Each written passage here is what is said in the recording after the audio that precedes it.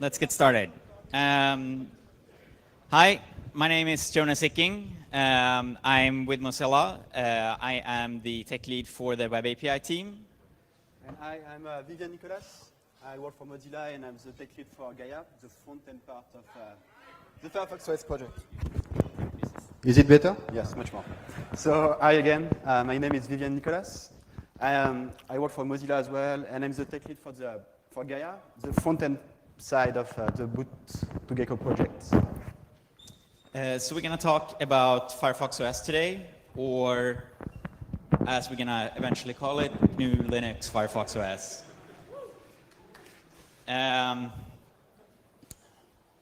Yeah, so I hope you can sort of read that. Let me try to zoom in here. We had some last-minute slide issues.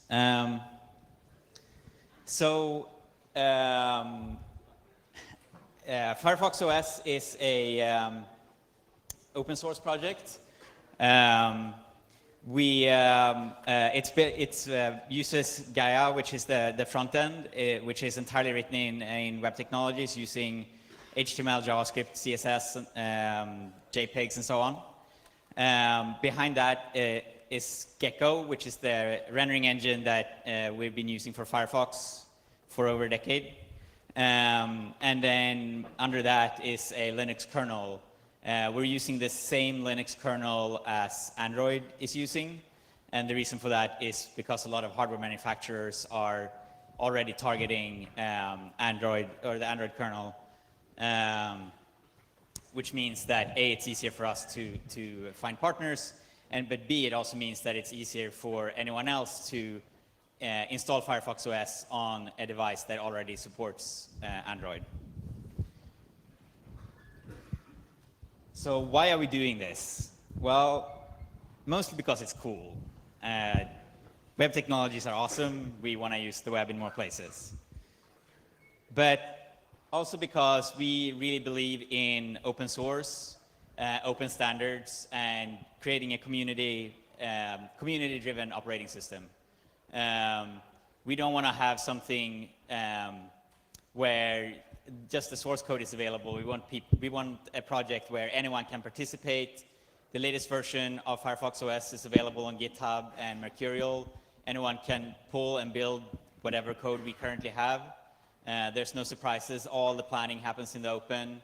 Anyone can participate and submit patches just like anyone has been able to do for Firefox. So one important point is that it's not done yet. We have not shipped Firefox OS anywhere, but we are very close. We are going to ship in Q2. We have hardware and partners, hardware manufacturers and partners lined up. So we're going to have devices running Firefox OS selling in stores in Q2. It's not a worldwide release though, but hopefully we'll get to that point eventually.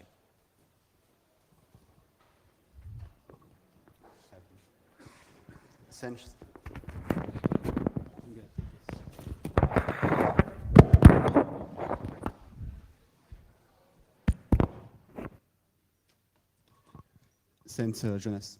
So when we started the project 1 year ago, it was really, the front-end part was, oh, let's do this very nice operating system. We have an ID.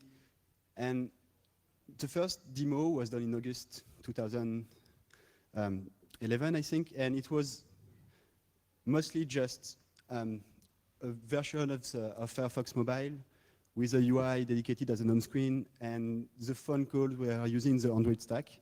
All the UI, there was part of some Android UI. And it was looking really like shit. So we spent the last year changing this. We made a complete UI based on HTML, JavaScript, CSS. We reached some incredible performance. We use CSS animation transition. We reached 60 FPS on most of the transition. You may have heard about PDF.js. We can use it on desktop to read PDF. We can use it on the device. So with JavaScript, we can read PDF on such a device. So what is it? So I don't know if it's visible. So as most fun, you start with a load screen. Let's do some CSS. Transition animation. I don't know if the camera looks right to see the 60 FPS. So the fun, as most other, is composed of a system application. So you see the black bar at the top of the screen is the only visible part of the system that is here all the time. It uses already some APIs to show the status of the SIM card, to show the battery. So you can also, so the battery is the battery API. It works already in WebKit, so you can try it. There is a notification center. And all the other part is on screen. It's made of moving parts and always here part, a dock, which is always here, where you can add 8 icons.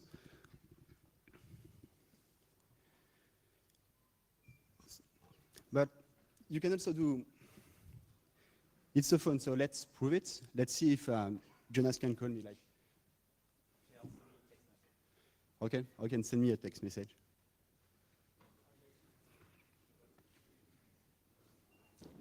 Which number do you use? Oh, this one? Demo number? No, it's this one. Okay, yeah. No.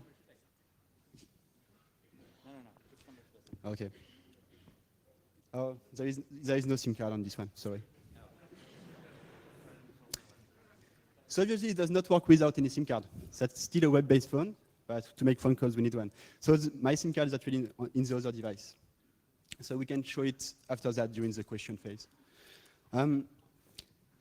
What else? So you can obviously send, receive SMS, access your contact. You can browse the web. We made a web browser in the browser. So you can, and I don't have any SIM card, so I don't have access to the network. Let's see if I can connect to the Wi-Fi.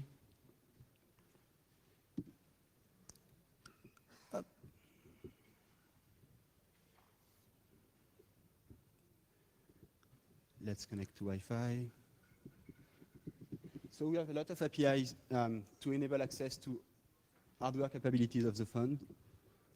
Let's see if it's, so yes, we got it. No, let's go up. Nice.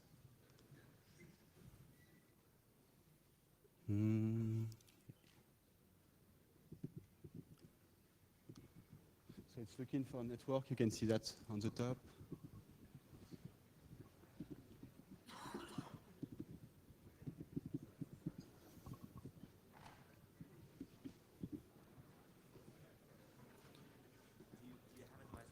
It's coming. The Wi-Fi is a bit slow, so it's coming. So you can navigate the web. You can load because.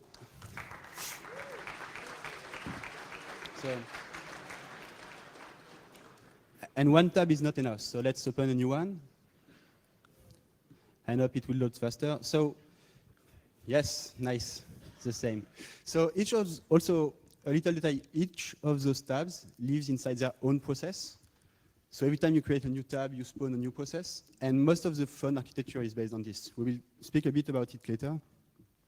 So one of the other things is normally you cannot do a browser using regular web APIs. So we have an extended version of the iframes that let us listen for some events on the page, title change, load change, so we can do more stuff. So we enhance the web stack to be able to do such apps. So it's not, one network is still coming. So let's kill some apps. You have all the basic functionality of different phone. You can browse your gallery, see your girlfriend, see the last guy I work with, or main contributor, the best cat. It's not very visible, so let's try. So you can edit picture on the fly. So we use WebGL and some shaders. So we have hardware accelerated 3D effect well, 3D.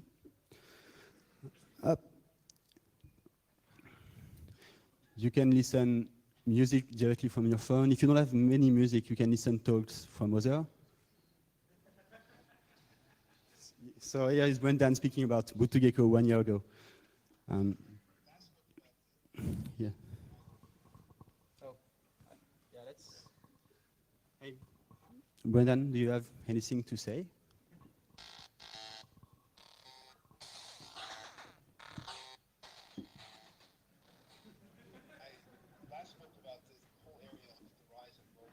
I don't know if you can hear him, but he's with us. He's very happy.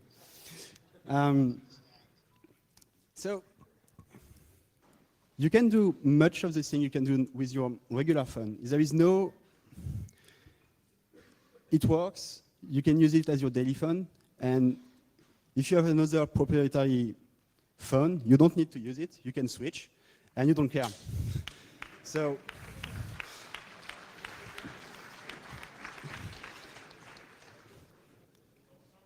obviously, you still need more stuff. You want more. So what can we do if we want to install more things into the device? Jonas, do you have any suggestion for us? Yeah, so any modern smartphone has to have apps, right? Apps is cool. So we have we have enabled apps on Firefox OS. So we have a marketplace. Let's see if the web or if the internet connection here is good enough that this will actually load. This is the normal issue with demoing. It doesn't seem like we are actually getting any connectivity here. Yeah, so we have the ability so basically all of the applications or icon-looking things here are real apps. This is not just one giant web page that has built-in support for camera and for making phone calls and so on. Each of these icons is actually a app, which means that it's a small package of JavaScript, HTML, and CSS and so on. So let me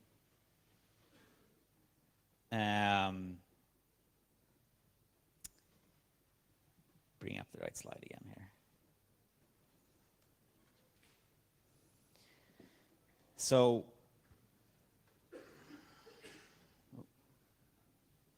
apps in Firefox OS are entirely done with web technologies.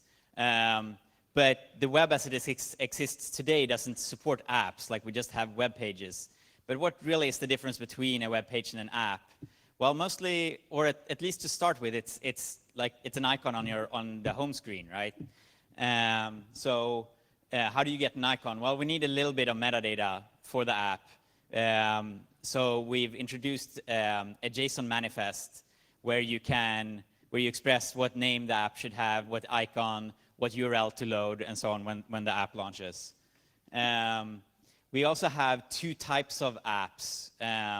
We have what's called hosted apps, which is essentially just a normal website with this little extra metadata sprinkled on top of it so that you can get a home screen icon.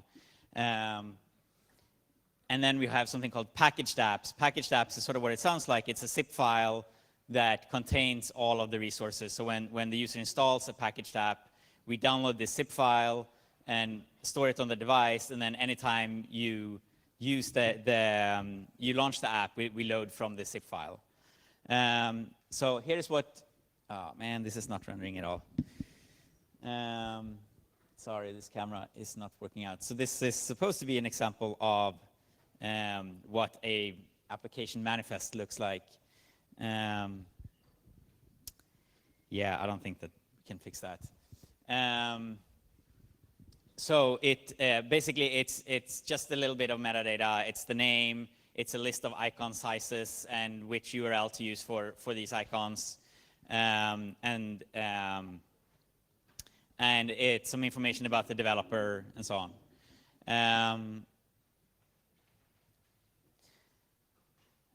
and additionally to this, we need a little bit of API. In particular, what's been very important for us for Firefox OS is that we don't want to have a solution like some other operating systems have, or mobile operating systems have, where there's only one store where you can get applications. What we want to keep the web open, so people shouldn't have to submit their apps to a particular store. So these APIs that we've added for managing apps actually allow any websites to become a store. And this is a very big deal because it means that anyone can set up, you just set up a normal website, and then you can start selling apps for Firefox OS and for other platforms that support the same type of web apps directly from your website. You don't need to have buy-in from the device manufacturer. You don't need to make your own device. You can simply put up your website and start selling apps. So this API both lets the store install applications. We have like an install function, a check if this app is installed function, and so on. It also manages updates, so we can keep apps up to date all the time, because it's very annoying when it's very important to have users be running the latest version of an app for security reasons. Another thing that we have enabled is, so for packaged apps, it's obvious that they will work if the user is not online. But we want to keep, packaged apps aren't very webby. We wanted to keep the nice things about the web, which is that you just put a bunch of files on your web server and then anyone can use it. So how do we make that work together with this expectation you have for something you've downloaded and installed, which is that it should work even if you don't connect to the internet? We've integrated with the app cache. This is a feature of HTML5, which allows a website to enumerate the set of URLs that should be cached. And then these are cached so that they're reliably available. So when you launch your app, we don't even have to hit the network. We can immediately load these cache resources from the device. So offline, even though this is based on the web, offline will work just fine. And the experience that the user has is no different just because it's web. It's no slower. There's not like this incremental rendering. Like you don't see the images like slowly load. Everything is instant. We're just loading resources locally, assuming the app is set up correctly. So in addition to having these APIs to manage applications, we also expect that applications can do more than the web can do. Right now on the web, you sort of everything is very safe because the web or web technologies don't have access to very many things, which means that it's safe to go to any website. Well, for apps or for an entirely web-based operating system, we have to extend those capabilities. So what we did was we added we tried to find a small set of capabilities that we had to add to the web, and then we wrote specifications for this that we have submitted to W3C, and we're now working with W3C to standardize for adding the set of things that you would want to be able to do. But we've always kept the sort of the mindset of the web. So everything is standardized, everything is JavaScript friendly. It basically feels like just like developing a web app, even though you're interacting with, for example, a telephone API. There should be some example code there, but it's sort of washed out in this camera. So we've added, so basically the device can do anything that normal apps, that you would expect of a normal mobile operating system, even though it's based on web technologies. So we also saw the gallery. The gallery uses another API that we added, which is device storage API. The device storage API the gallery is essentially just rendering images. We've always been able to render images on the web.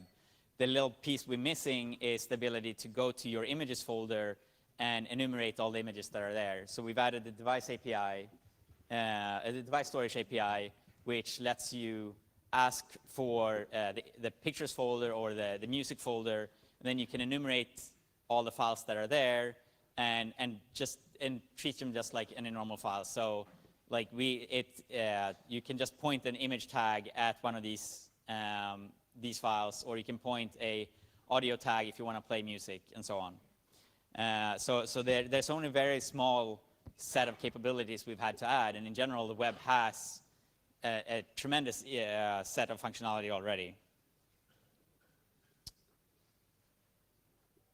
We've also added a browser API. You can sort of make out a little bit there, because, of course, we needed to have a web browser, right? So what we did was we extended the iframe element with a couple of things.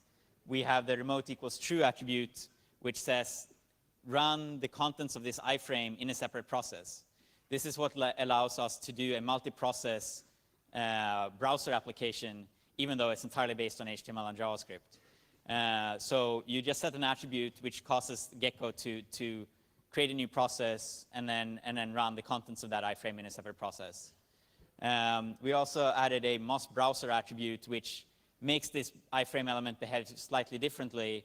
A page that's rendered inside of this iframe doesn't see that it's inside of an iframe. It just sees what a web page normally sees. It looks like it's the top-level browsing context. So we've had to add small changes to web technologies, but in general, we've kept with what's there and tried to reuse as much as possible. And then just add APIs that sort of look and feel like normal JavaScript and web APIs. So let's try a demo. One thing that we kind of looked at Android for some inspiration. Android has these intent system, which allows applications to talk to each other. In Firefox OS, we've actually sandboxed applications very, very strongly. There's no way for applications to interact with each other. We've done this for security reasons. So installing an app is very safe. Just because you have like a bank app doesn't mean that if you install some evil app, that the evil app can get to the contents of the bank app. But we still want to enable applications to talk to each other through dedicated channels. So let's see if I can get this demo running. So what we have is we have something called web activities. Web activities lets a website or an app say, I want to perform a particular action, and then Gecko will look through, or Firefox OS will look through all the applications you have installed and see which applications can handle this action. So if I launch the get image or pick activity, I get a list of all the apps that support this activity, and then I can choose the camera app here. And this will render, not so great. Well, this launched the camera app, but the camera app is not very happy if you don't have a memory card in. Sorry, we switched, last minute switch of device here.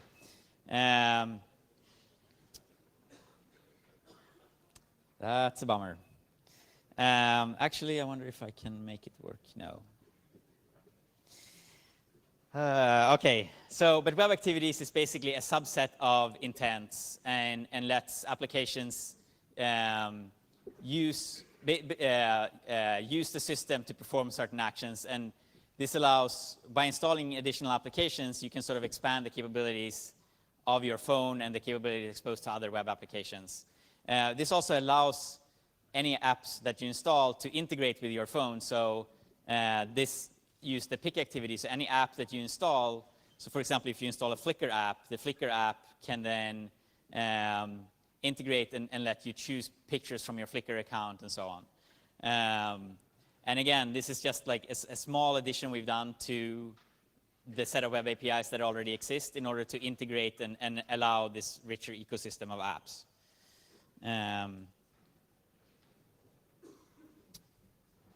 So let me switch.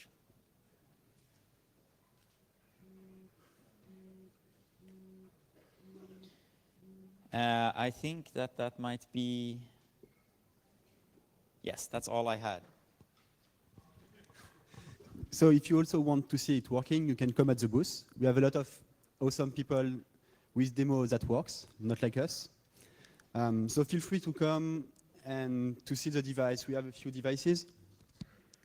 So another important thing is once you have installed all those apps, the one you have by default, the one you are going to find on the marketplace.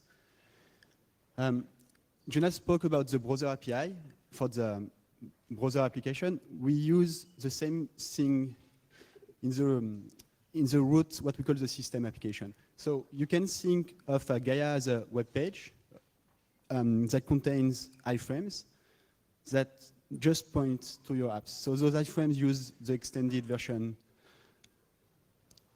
use the iframe as apps. So what happened then is the system just show and hide iframes. All of those iframes are like web pages. They are contained into their own process, their own sandbox. They use IPC to communicate to the main process and to Gecko to say, oh, I have navigated to a different page. I want to use such thing. I want to show such thing. And closing an application is just removing it from the DOM. Another way to close application is those kind of font does not have a lot of RAM. So if the device runs low on memory, it will kill the app, and that will give more free RAM for the action you are currently doing. I think we have less than 10 minutes left, so let's answer some questions if you have. Do you have the phone number? Oh, yeah. And if you're too shy to ask questions, I think this phone is supposed to work, and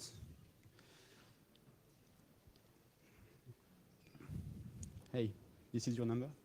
No. Okay. No, that's not the number. Don't show that. Oh, fuck. Let's keep it. Okay. So is there any questions? Yeah, I've got a question. I'm currently running Firefox OS on my Nexus S, and so far, a great job. There are two things that I've noticed that are missing. One, bizarrely, the browser doesn't seem to have Firefox Sync, so I can't actually sync my bookmarks, history, etc., as I could on Android or other device.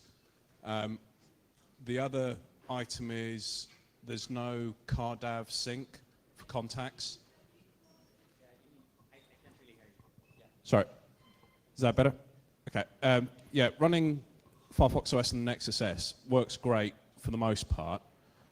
Two omissions is no Firefox sync for the browser, so no bookmark sync, etc. And also... No what boxing? Sorry? Firefox sync for bookmarks and history, etc. Is that... Yeah, so we don't... So first of all, this is the initial release that we're working on. We didn't add sync support yet because it felt like we had more important things to get working first. We're absolutely planning on adding sync support as soon as we can. There's one thing that makes sync a little bit tricky. As we've designed Firefox OS, we really have tried to make it so that the built-in applications aren't special in any way. So we don't want the Firefox browser, that's the built-in browser, to be more special in any way than if you install another browser. And so we need to figure out how to make syncing of bookmarks work with third-party browsers. Would be ideal, but yeah. So we're absolutely planning on adding sync. A, once we have sort of the basics done, and B, once we figure out a model where we can allow any app to integrate with sync. And I take it the same goes for contact sync using CarDAV?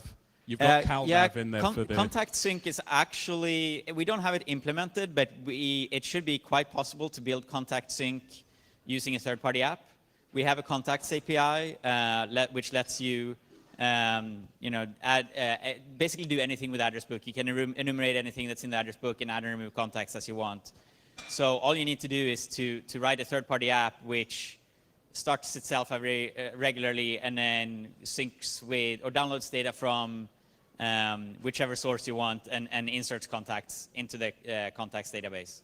Okay. So the contacts API actually makes contact syncs quite possible to implement using third-party apps. Lovely. Thanks.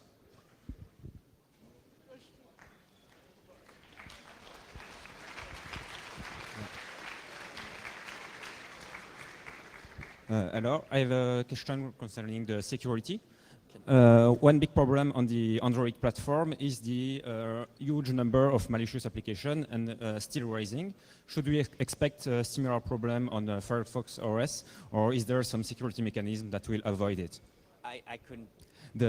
On the Android platform, there is a huge number of malicious applications, malwares, yeah. And how Firefox OS is ready to fight this problem? So the security model we have, we started by making things very, very strict. So the way that the security model works is every app is very tightly isolated from the system as well as from other apps, which means that even if you install an evil app, it can't really do anything. Like it can't get to any data unless the user explicitly lets the app do that. There's actually some trickiness to how the security model works. Some APIs that are extra sensitive. There's some APIs that are so sensitive, like telephony, which there's even like regulations and so on around. We don't expose to third-party apps for now until we get allowed to do that. Other APIs, we only expose once an application has been reviewed. So certain applications will have to go through Mozilla Store for now. Oh, yes, so that actually worked. But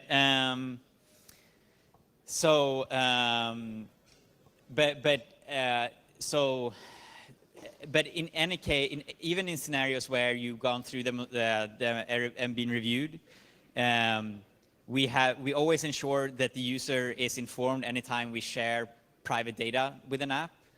So you could write in theory an app that downloads your contact address book, but you can't do it without the user getting informed. Like, hey, this game that you just installed wants to get all your contacts, and then you can maybe think like, do I actually want this?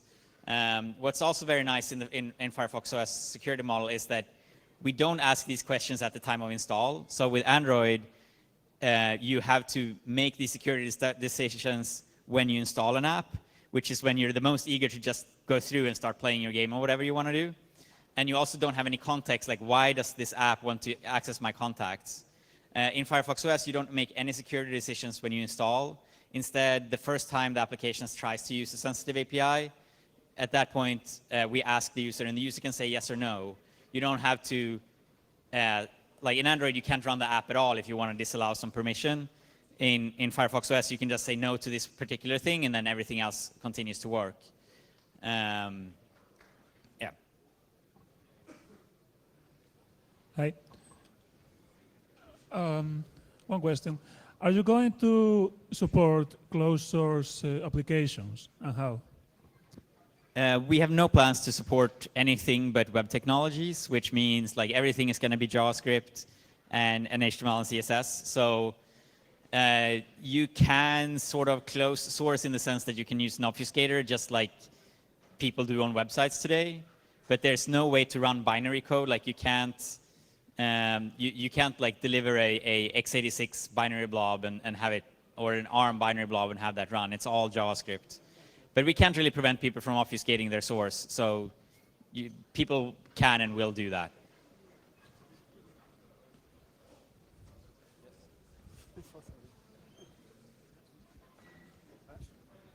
Another question? Hello, I have a question regarding the power management. How does Firefox OS how does Firefox OS compares to Android in terms of battery life? Did you do any tests regarding power management or power consumption? Yeah, battery life is the keyword.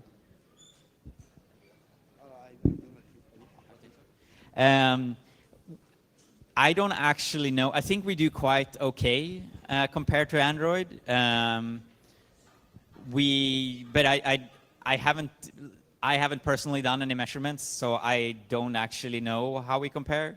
But I mean, one of the things that is nice by the way that Firefox OS works is on Android, for example, you have like many different stacks. Like if you're running an app, you first have you have to run through the JVM. If you're interacting with web pages, you have to go through both the some Android stuff on top of the browser technologies and so on. So in some cases, we definitely have an advantage of having like just a single runtime, which is the web runtime.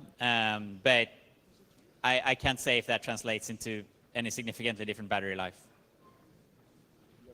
Okay, one last question. Hi. First of all, I think it's awesome that you guys are trying to do this, and I think I really I want it to happen. You know, I mean, I think it's super important.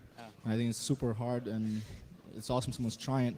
The question is, do you have any idea how much this phone will cost? Can you hold up the microphone more? So, do you have any idea how much this phone will cost? Do you have a target? The Firefox phones, the cost? So the initial release is targeting very low-end devices. So this device that it's kind of hard to get a sense for the performance here because the frame rate of the camera we're using here is very low. But we have like for scrolling and so on, we have 60 frames per second, and that's on very, very low-end hardware. So I don't know what the actual price is going to be, but it's some of the cheaper smartphones that you can get on the market today. And so that's what we've been developing against, and so that's what we've optimized. So we do get quite good performance on very low-end hardware. Of course, we're hoping that at some point we will have people selling more high-end hardware running Firefox OS, but the initial release is for very low-end hardware. Okay, there was one very quick question that I should mention. We do support Do Not Track, because someone was asking that on the SMS there. I think we may have some form of third-party cookie blocking. I know that third-party cookie blocking in general tends to break the web. I don't think that we've solved that any better in Firefox OS than in Firefox. But it's there. I think you can turn it on. Okay, that's all. Thanks, everyone. Thank you very much.